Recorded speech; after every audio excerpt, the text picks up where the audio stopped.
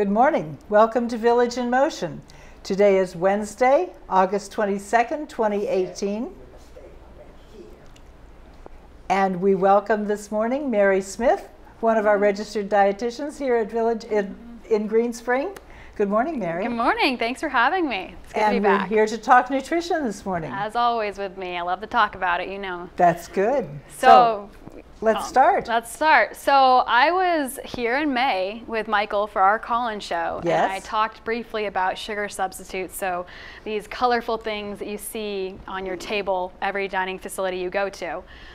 Just kind of wanted to just do a little brief overview for residents so they know why there's so many different sugar options for them. Okay. I got a lot of feedback. When I was walking back to my office, I'm not kidding, I had 3 different residents stop me and ask me more questions and ask me to come back. That's good. So I'm happy to go and do a little bit of a deeper dive with everybody and talk about, of course, what Greenspring offers for our residents. We're always watching sugar. Yes, we are. And why should we watch sugar? What's important about watching the amount of sugar that we eat? So, well, sugar is one of those things now that research is showing that for Americans, we're intaking a lot more sugar than we should be, which is one of the leading factors for why obesity is on the rise.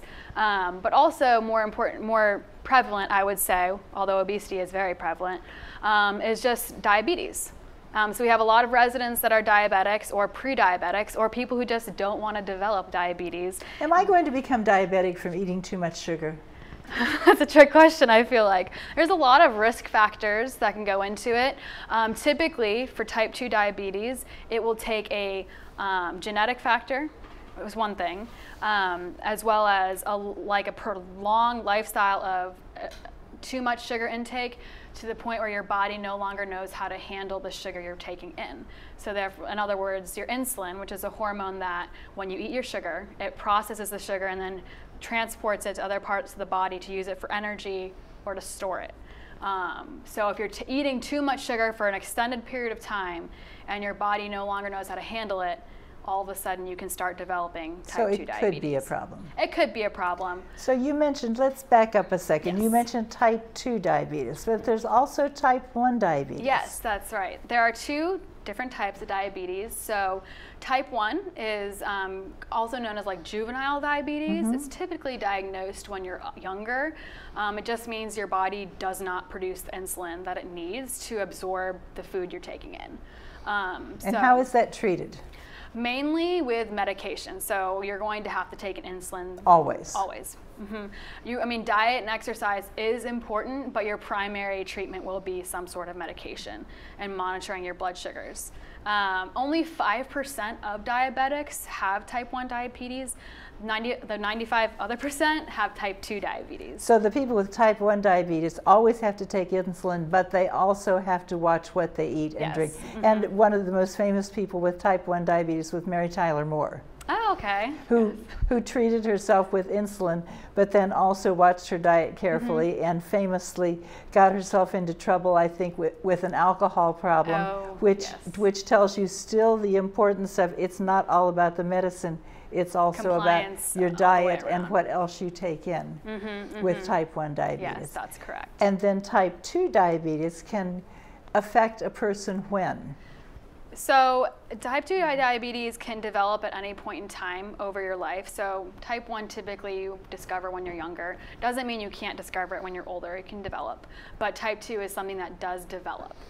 So nowadays we're seeing it a lot more common in the youth based off of like the amount of sugary beverages we're taking in or just not having the food education for what you should be eating or food availability to younger population. Oh, I was thinking more it was the people in my age group, but it's developing prevalent more younger. Across the board now. But for older adults specifically, it's the lack of mobility through no fault of our own. Is just, you're just not moving as much as you were when you were younger and playing sports or being active.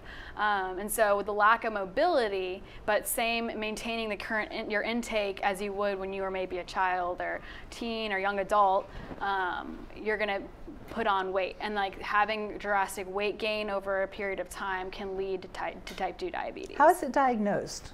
So it's a blood glucose test. You can. I'm a prefer the A1C test, which is the hemoglobin A1C. That's just a red cell in your body that transports blood throughout your body, and it holds glucose onto it as well.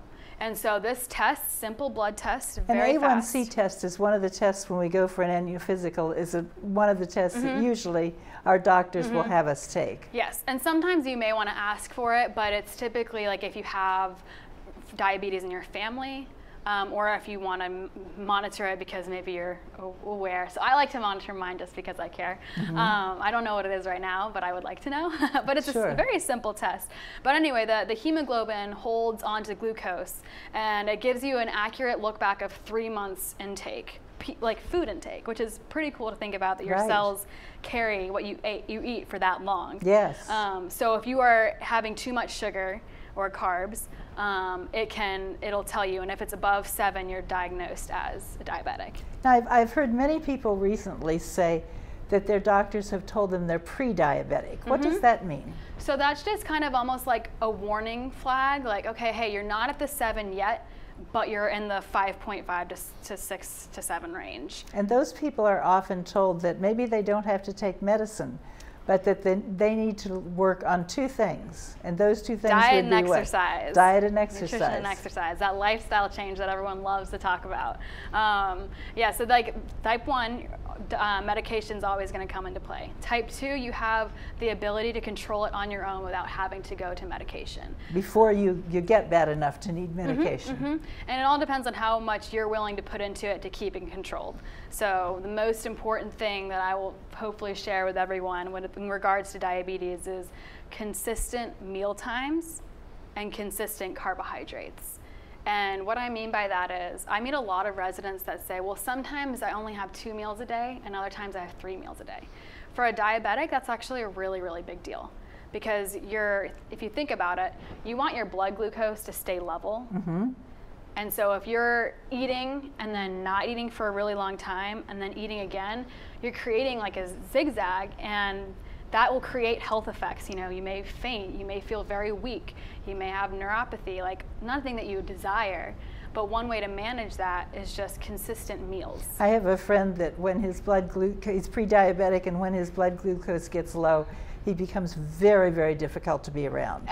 And it's like, hangry. This is not the person that hangry is the word. It's exactly it. And you think, what's wrong? And you, uh-oh, I bet the blood sugar level is low, and that's exactly it. Where he hasn't been eating regularly. So that's important. And it's important to eat regularly. Regular meals, and also sometimes snacks, depending on where you're at in the development of your diabetes. So what I mean by that is, like maybe 8 a.m. breakfast, 12 noon lunch, 5 o'clock dinner, and if you're going to go to bed at like 10ish, have a snack at like 8 or 9, because you're fasting unintentionally when you're sleeping. So your body needs something to help you get through that time where you're sleeping. That's true. Because you're not going to, unless you want to wake up in the middle of the night and do an insulin shot, which you probably don't want to do. Well, and I think all of this is to avoid having to take a medication. Right. Yeah.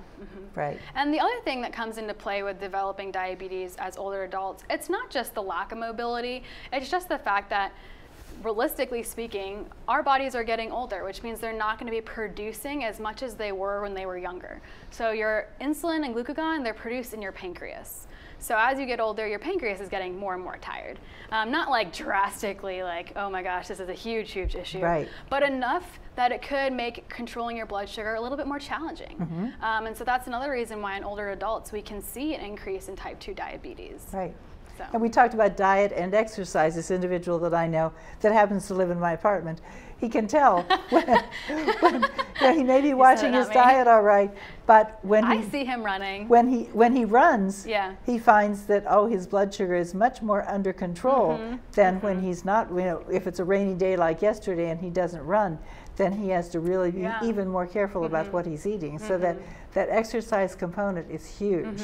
Yes, it is. And so for someone who is diabetic versus the non-diabetic, so your friend would have to monitor his blood sugars throughout the day. And so far, this has been going on for like 10 years. He's been able to avoid taking any kind of medication, which is and that is his goal.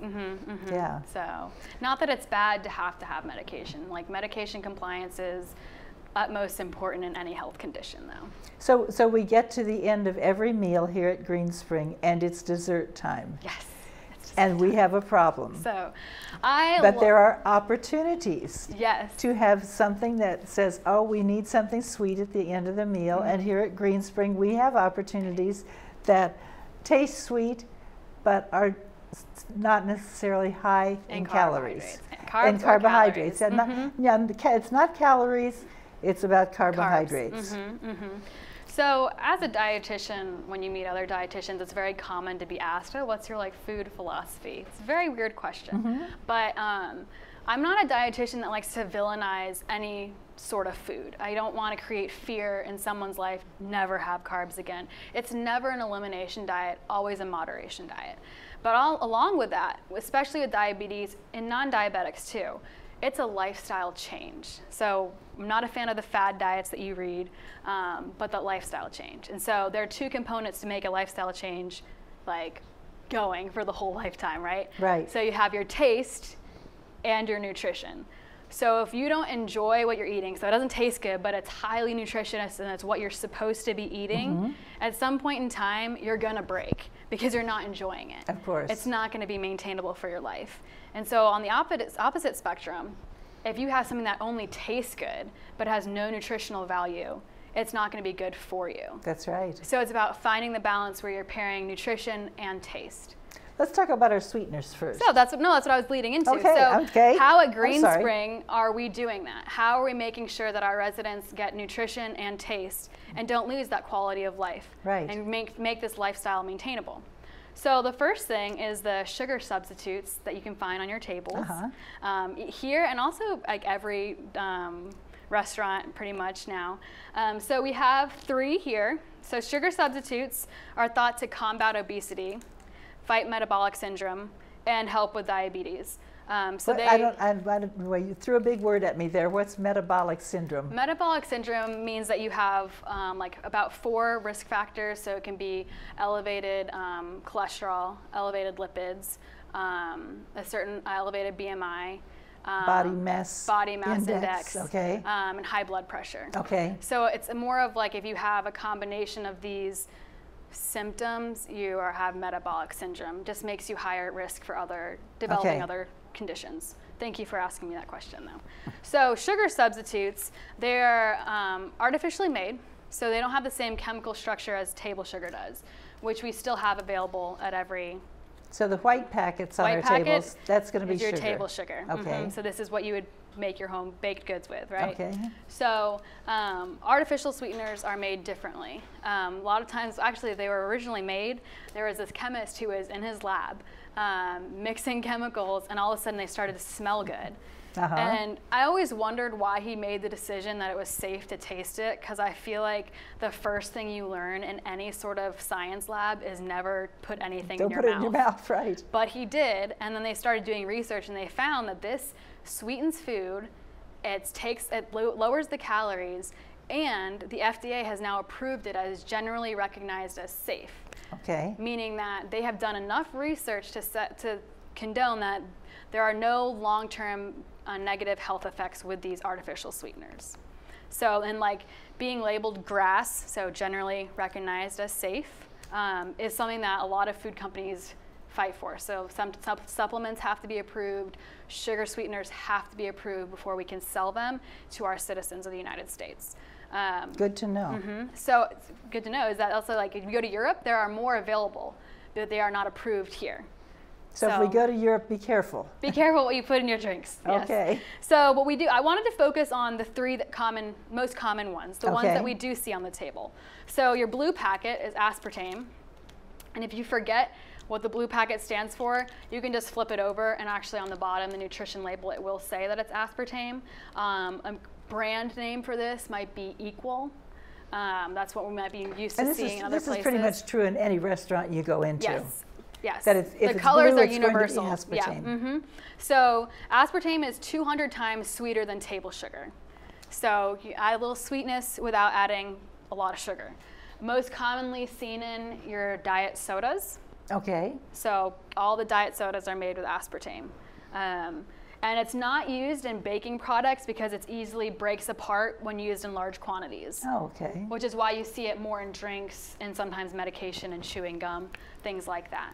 So we have that available. So if you just want something a little bit sweeter than sugar, but not as sweet as some of the other ones that we're going to talk about, aspartame, you might want to try aspartame. Okay. I really recommend when you're trying to figure out what sugar sweetener you like, do not use a whole packet at first, because when I say it's 200 times sweeter than sugar, they're the same amount in each of these packets. It is a lot sweeter, even just 200 times. So I would start slow and taste it. Well, you see think what you 200 like. times? 200 that's a lot. times, and we're going to get into more. Okay. So the next one up is the saccharin, which is the pink one.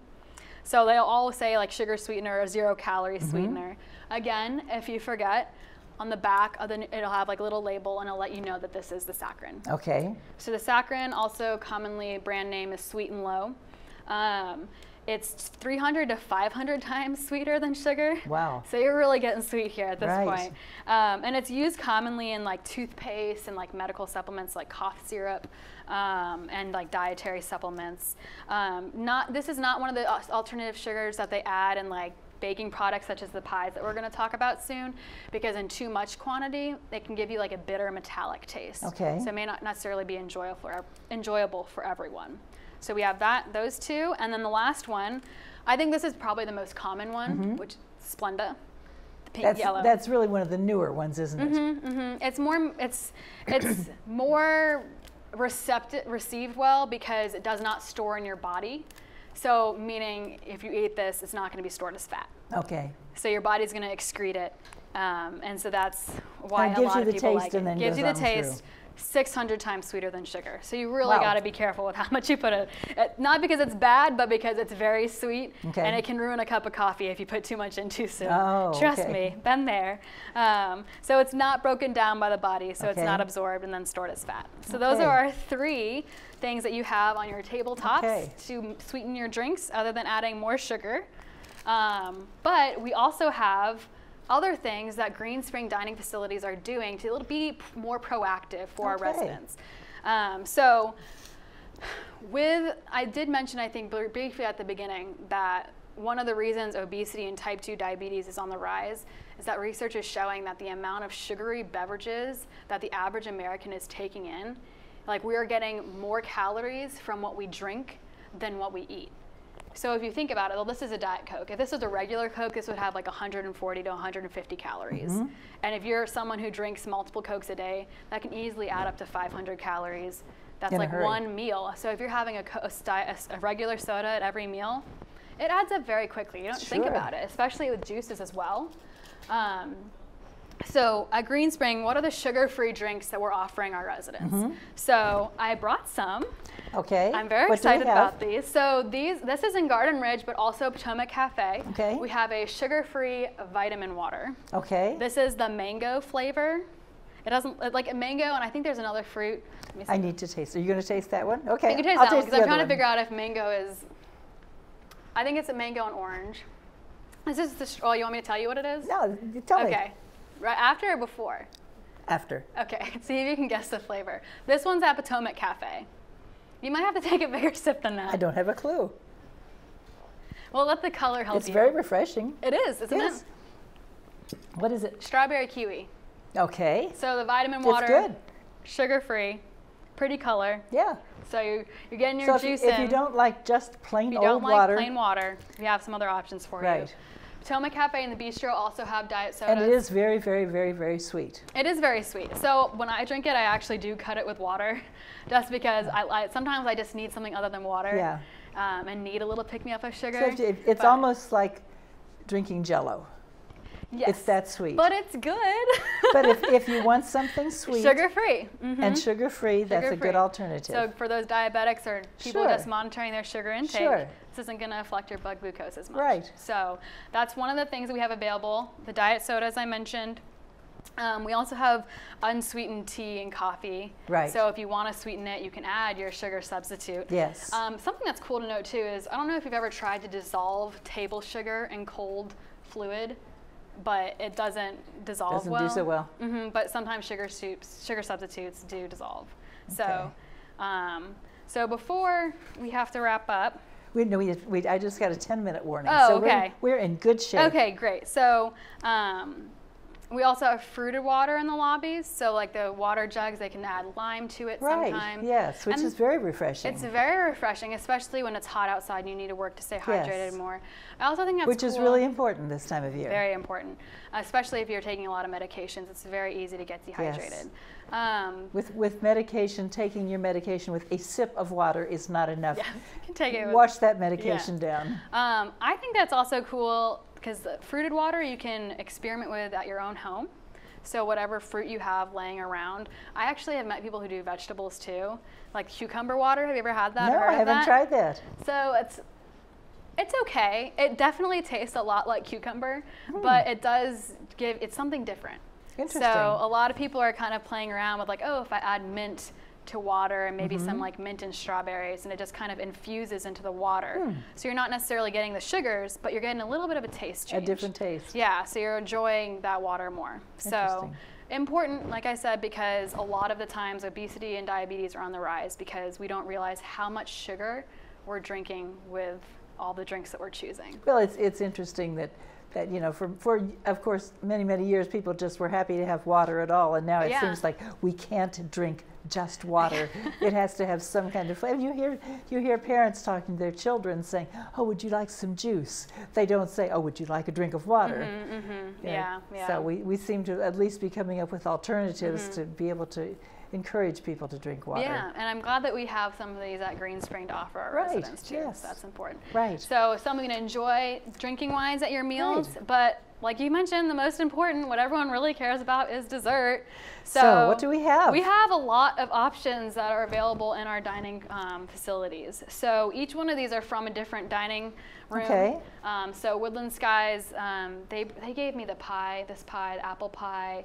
Now, do we make these pies here at Greenspring? That's a good question. So we don't make them, but we bake them. So we buy them pre-made, but we bake them here, so they're freshly baked. So we work with a company called American Quality Food, and we've told them what we need for our residents, and they have actually expanded their list of what we can order because they're like, hey, oh, that's wonderful. We love these pies. Hey, we're trying to get some more mousse. Hey, we're thinking about we want some no added sugar cookies soon. Do you have that available for us? So when they make these pies, unlike it's with us in mind. Unlike literally. My grandmother, they don't add a couple of cups of sugar in with the apples for this pie. They put the apples in to the crust, and that's it. Yes, so there is a big difference between sugar-free and then the no added sugar, which you'll see labeled on your menus as NAS, which just means that whatever is naturally found in the product. So for example, the apple pie here has apples in it, so we're not going to remove the sugar from apples. Which you of course can't do. You can't do, but we're not going to add like, brown sugar,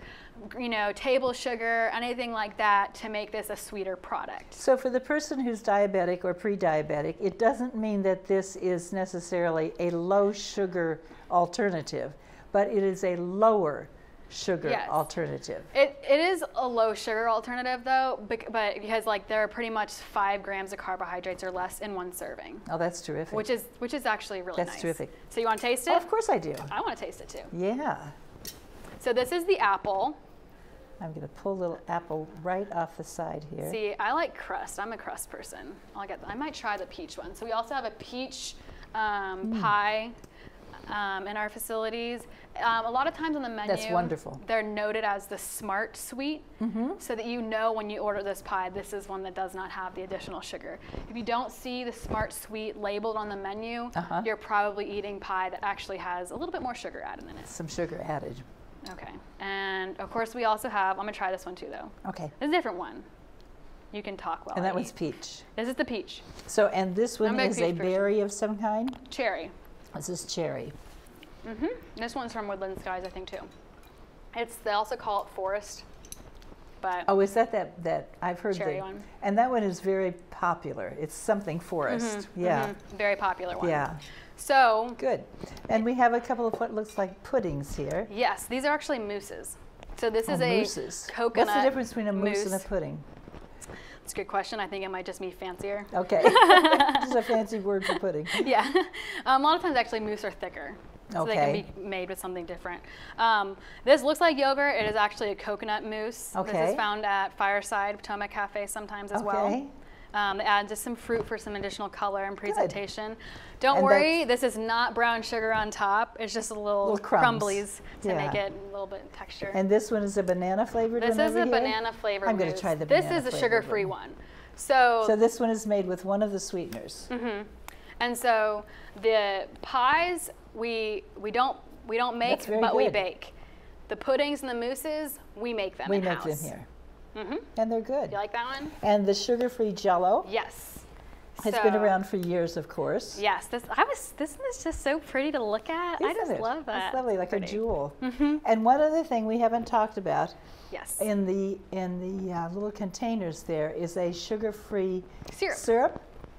So if you order something with syrup on it, we have a sugar-free syrup available. So you may want to ask for this. I know that the brunch at the Jefferson is very popular on Sundays, so this is something that we do have available for residents who want to just enjoy pancakes, which are carbs. Good. So just ask for that syrup. It's available. Very simple. Yeah, that's good. So that would probably be a good one for all of us, no matter what. Yes. Pouring syrup on is just pouring sugar on. So which one was your favorite? Oh, that pudding was really, really good. Really? Yeah, and I never think about pudding. And we also, we don't just have the banana flavor. We have chocolate and vanilla as well. We also have no added sugar ice cream, chocolate and vanilla. So typically. And those are quite good. Those are good too. Yeah, we have some good products. They come in like a little cup, very small. Yeah. Great portions, already portioned for you, so that's nice. And I think that's important with any of our products that are pre-portioned for us. That's really helpful, especially for diabetics, because then it's like, okay, that's all I need. And I know I often eat in the cafe, and I go up and they say, what would you like? And I would say, I would like 10 whatevers, but this is what I need, which would be one I've heard small you do cup. That before. Yeah, that's funny. That's really, Yeah. So each dining facility typically carries 2 of these on just rotation. So you're not going to see, the Jefferson with all of these on the menu one day. Right. We typically always have 2. So these are healthy choices, and for any of us, they're healthy choices. You don't have to be a diabetic to enjoy these. Right, yeah. Definitely not. Mary, we have about a minute left. Oh, great. What else would you like to tell us? I don't know. I just like that. I'm just so happy. Can I thank my team that helped me? So I had met with all the chefs, and I asked them to tell me and give me some samples, and I could not have been able to come here for this long. And they brought it all together for you. Because I didn't make these. They made these. They made them cute and presentable for me, and so I just want to thank the dining management team for really helping me. You have a great team. We do have a great team, but also they didn't just help me. They did this for the residents based off of the feedback. Yes. So I'm just really grateful to be a part of this team, and I'm helpful that they helped one of their team members out this morning. Good. Well, thank you for coming and educating us once again, and we'll look forward to seeing you next time. Yes, I can't wait to come back. Oh, that's good. We'll look forward to it.